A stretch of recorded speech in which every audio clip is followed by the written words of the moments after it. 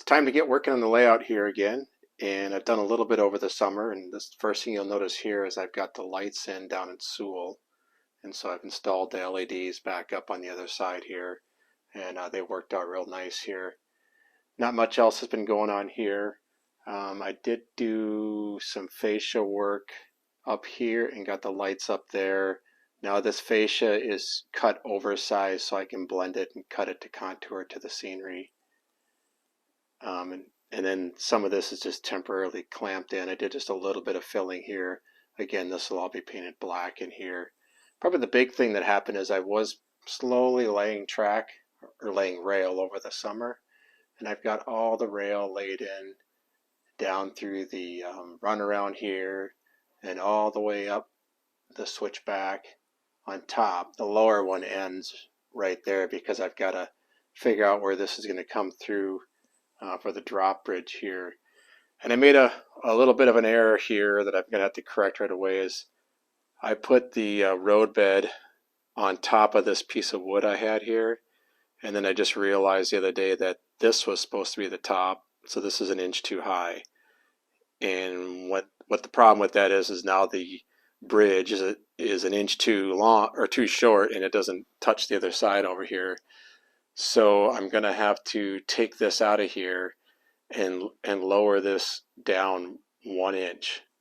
And luckily I don't think I glued any of these risers in here, but it's a lot to take out, and I'm going to come all the way back down, all the way down past the engine house and lower everything incrementally until I get an inch down up here. So it won't look too much different until you get up here. But the big problem I have is I probably used about 5 gallons of glue up here in screws. You can see some of them that were poking through that I haven't taken out yet, but this is going to be a challenge to get out here. So what I think I'm going to have to do is I'm going to have to actually cut through the roadbed down there and take this piece up and out, and then cut that end that sticks through the hole here off. I've already marked it in the bottom to match the curve with the backdrop, and then lower all this down, and then I'll just have to put a splice plate in down there. So that's the very first thing I'm going to do today as I get building on here, is I really want to get this lift bridge done and get on with it here and get the tracks laid down through here and come across and at least get the tracks down along the main line here, so then I can get working on the new coal dump here sometime around Christmas time. So up here you can see that the rails come all the way up to the top. They end right at this turnout right here. I haven't even got the other rail laid over there on the spur that goes to mine 7. But I do have ties in all the way through the junction here, and ties go all the way. They end over on the second track. They end right behind that stain can there, and then these go all the way through and into cliff top. And they're all ready to be rails laid on top of them. But I got to get the lights up in here because it's hard to work. So I'm going to work after I get the lift bridge in. The second thing will be to get the valance in up here so I can get a layout lighting in here and not use the room lights. You can also see up in here that I've been working on the light valance up here. I've got some strips just clamped in over there. I've got to screw them in and make them permanent.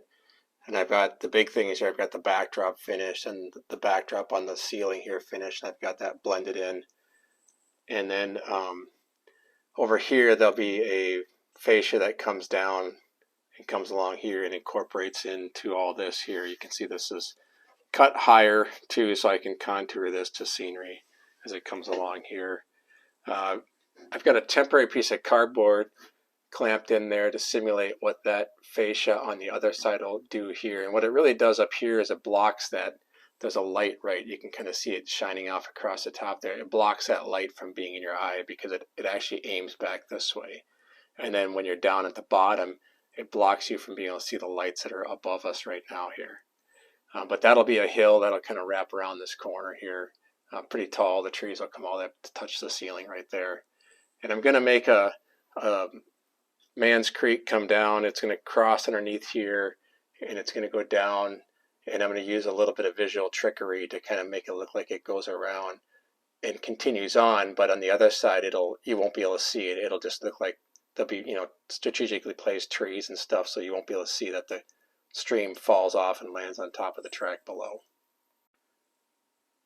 So again, the first thing I'm going to do here today is I'm going to get all these risers taken out, and I'm going to pull this out, and hopefully by the end of the day we'll be seeing a lift bridge go up and down in this spot.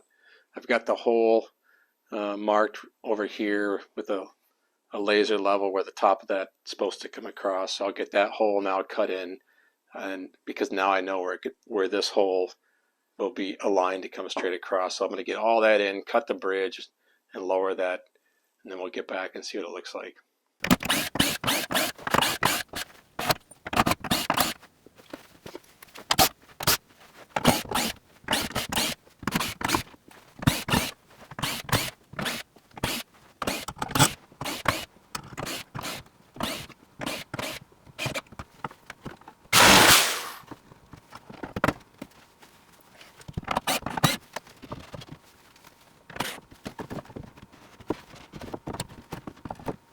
So one of the weird things I've got going on here is I tried to pull this out, but I drilled a hole and ran the wires for the lights up through there. So I'm going to have to just take a saw and maybe take that corner out of there because I don't really think I want to go down there and unwire all that. So hopefully I don't hit that wire in there, but I think I can get it.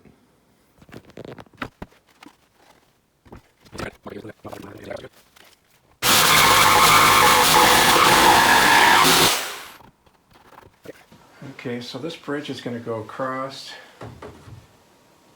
here and hit in there. And so I'm going to, so it's hanging over an inch into here because I want it to be an inch into there. So I'm just going to double check all this real quick to make sure this is what I want to do.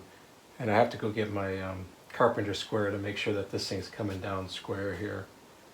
And then I'll get that hole cut in there. I'm gonna have to put some temporary screws in here to hold this in. Unfortunately, this is taller than 4 feet and it didn't come down all the way here. So I'll just throw some screws in here to hold it in, and then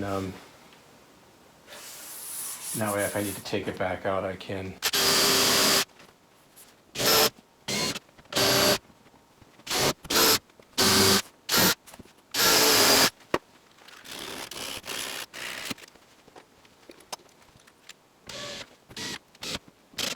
The challenge you have when making a lift bridge is that the bridge hinge point needs to be above the rail head. So if you have your road bed here, and then you make a bridge that has, you know, somewhat of a gap, this is of course exaggerated, I'd say, you know, 10, 20 thousandths. And then picture a tie, and then a rail, and another tie, and another rail.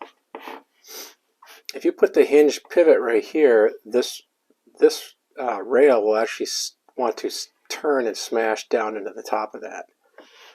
So what you need to do is you need to measure the height of your tie and your rail, and then give it a little bit of extra clearance, and put the hinge point, you know, somewhere up here.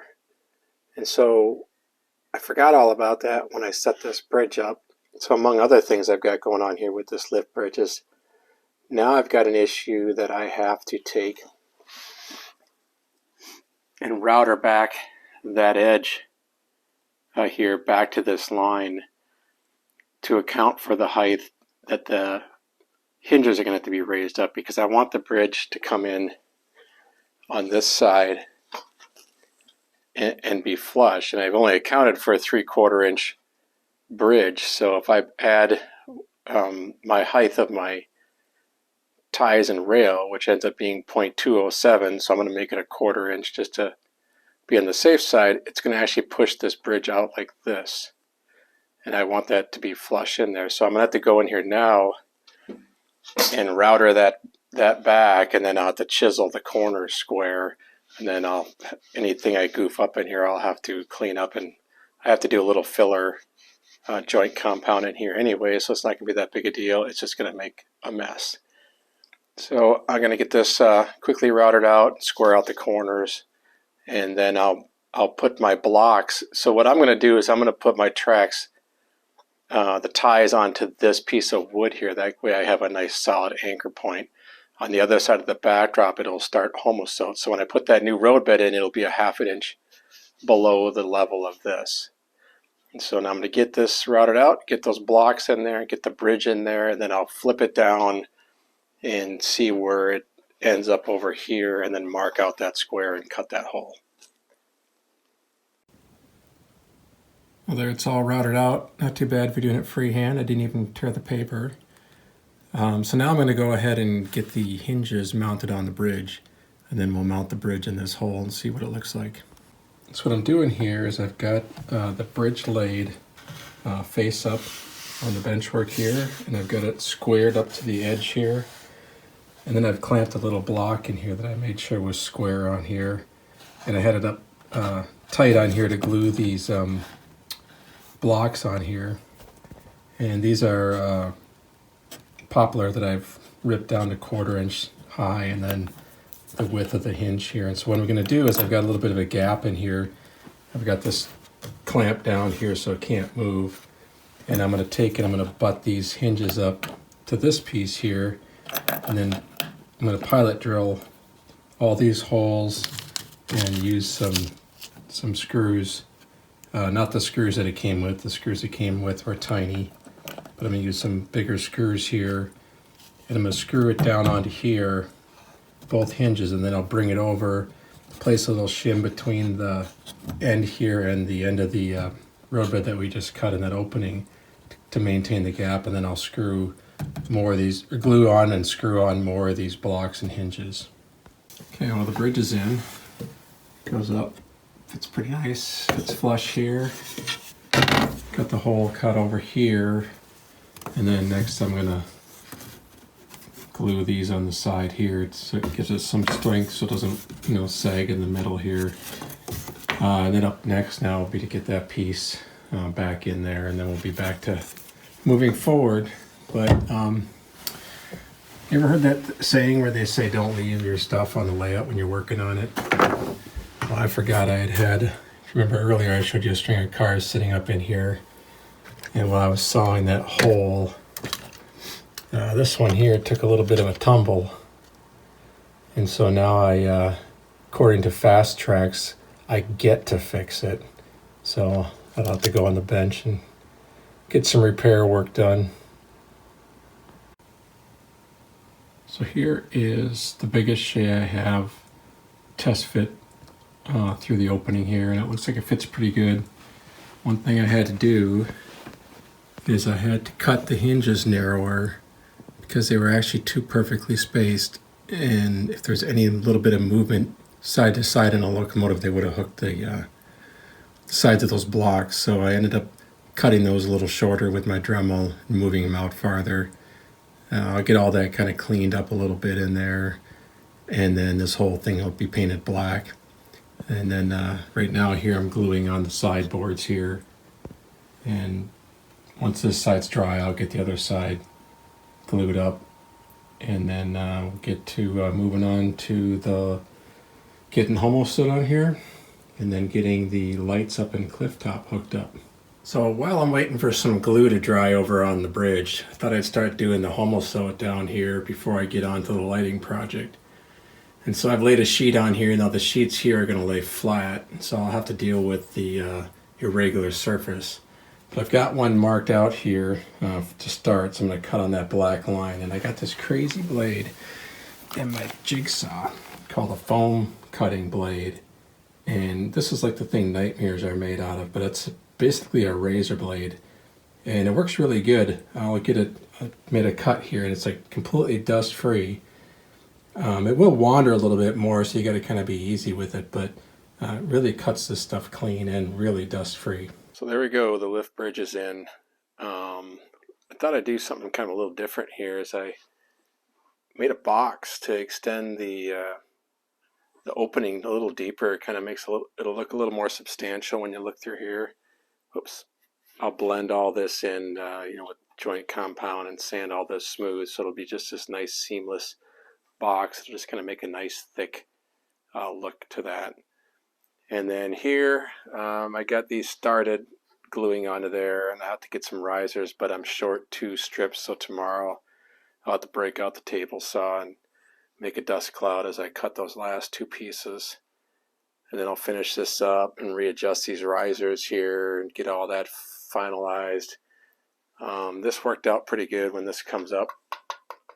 I'm going to use a magnet there to stop it at the top, but I've used one of these pocket door latches so I can, push in on that, and then I'll be able to pull it off the magnet up there, and then when it goes up, it'll just, well, hopefully it'll return back to being flat. It hits the, it's a little bit too deep, so I'm going to take my Dremel and take the tip of that off a little bit so it sits flush on there. But I'll sand all this off and then get that painted black. I'm going to paint the entire top of this black and paint all this black in here, and then probably trim up this a little bit and bring the black in here. I like this to show here because it helps blend this a little bit, so I'm not sure what I'm going to do here yet. I just haven't decided yet, but it's a ways off before I get to that because I got to get this stuff in here and get all this filled in here. But I've also got the Homosote in here, and so what I've done here is this is a so this is all screwed together and glued together, and this is all wood here, and then it transitions onto the Homosote here. That way, when I attach the track here, what I do at these joints here is I attach printed circuit board onto here, and then I solder the rails onto that so that they don't shift on here and they stay in alignment. And then on this end here, you can see there's a little bit of a gap here, and what I like to do is shim these with some black styrene so that it keeps this from being able to shift side to side. Now it'll be able to grow and shrink this way, but at least it'll stay in alignment this way. So I got some scratches here. I gotta get all that taken care of, and then I'm gonna probably extend this tomorrow because this is really annoying me. I just want to get that finished up. I'd love to finish that all the way around there, but I'm not ready for that yet. It'll make it easier to lay the track up through there without that piece going up there. But I've got the Homosote all the way down here. Excuse me, all the way down into Sewell. And what I did down here is, so all this is glued in, and I temporarily hold it down with drywall screws, and then when this glue dries, I'll take all these screws out and I'll fill those all up with paintable caulk. That way I don't have to worry about a spike needing to go in where there's a screw. But I've got this all glued, but this just has a screw to hold it here, but this is not glued in because I think since this is all dual gauge, and there's a couple turnouts here, even though the turnouts are in a good spot to lay, that track is way back in there. So I think what I'm going to do is I'm going to start laying the track where I can bring this out here, slide it out here and lay the track, and then I'll slide it in once I get up to about here, and then glue it all in, and then I'll lay across this joint here. I think I'm just going to get a lot better trackage down there. Again, since it's all dual gauge, it's just a lot of work, a lot of things to keep track of, and I just don't want to be leaning over this edge of the layout here and with the restricted height. So I think tomorrow, like I said, I want to get on the lights and get those up there, but I got a decision to make up there. I'm going to have to go kind of come to the conclusion if I want to continue with straight angles in here, or if I want to curve this. And I generally like to go straight because it's easier to make the light pieces the way I make them. But there's just so many corners in here that it would just seem to be a little more visually appealing to have this curve in here. So I have an idea how I can maybe make that curve through there.